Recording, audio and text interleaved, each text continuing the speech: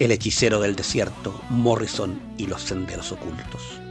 En las noches más densas de su juventud, cuando la ciudad de Los Ángeles parecía una bestia dormida y las autopistas brillaban como venas eléctricas, Jim Morrison vagaba en silencio por los corredores invisibles del pensamiento esotérico. Para otros, la noche era fiesta, para él, un umbral.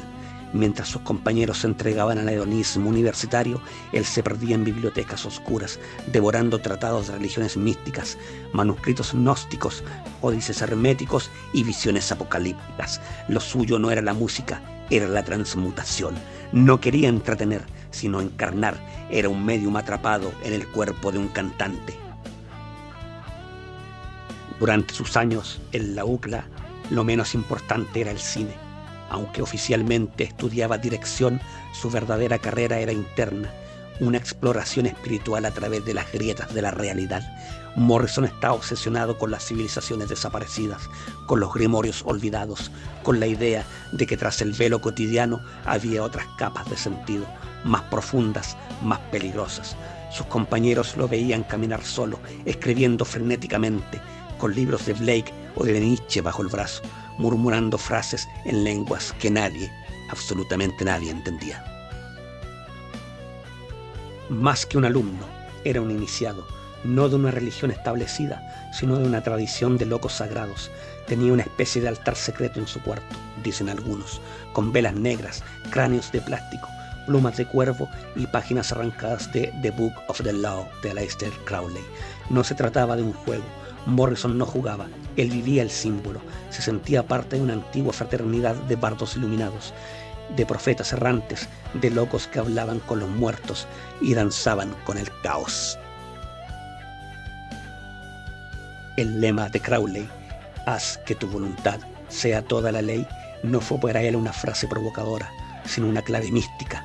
No hablaba de capricho, sino de destino, de misión, de ese impulso interior que algunos llamaban genio y otros locura. Jim lo tomaba como su brújula moral, la única guía en un mundo que le parecía ficticio, domesticado, muerto. El desierto, para él, no era un paisaje, era un templo. Hizo múltiples viajes hacia lo árido, lo seco, lo absoluto. Allí, bajo el sol inmóvil, consumía peyote y otras plantas de visión, buscando contactar con lo que él llamaba el animal espiritual de América.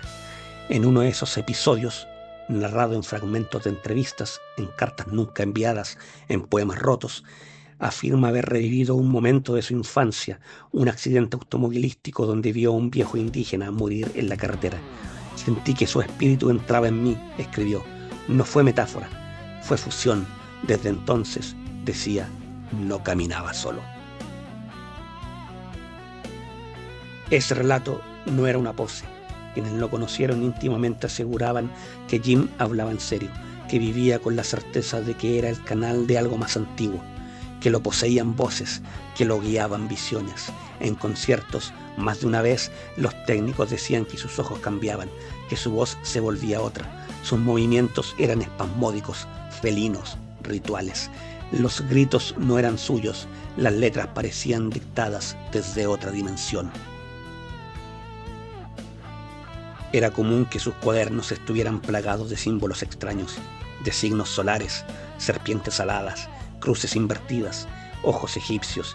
Firmaba con runas, con sigilos, con frases en sánscrito o latín corrompido.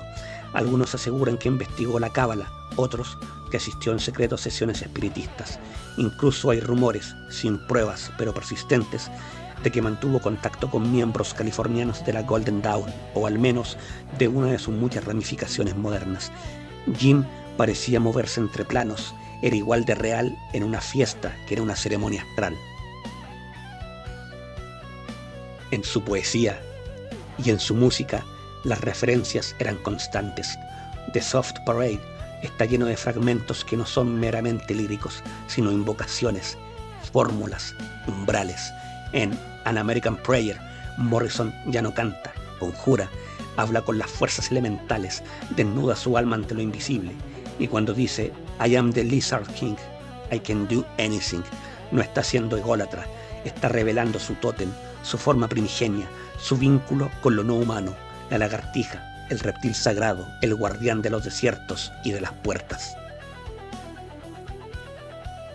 No solo rompía las normas del arte, rompía los sellos del mundo, jugaba con el lenguaje como quien juega con cuchillos rituales. Le gustaba repetir que las palabras eran como hechizos mal pronunciados y que bastaba encontrar la sílaba correcta para abrir un abismo. A eso dedicaba horas, días, madrugadas enteras a buscar esa sílaba correcta. Pero todo eso, toda búsqueda sincera de lo oculto, exige un tributo. La revelación siempre cobra su precio. Morrison lo sabía, lo intuía, lo aceptaba como una mezcla de desafío y resignación. Por cada visión que tenía, perdía un fragmento de cordura.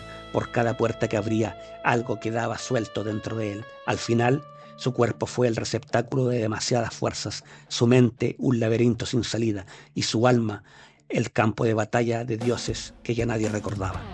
Jim Morrison no murió por exceso, murió por intensidad, por haber querido tocar lo invisible con las manos desnudas, por no conformarse con vivir y haber insistido hasta el final en arder.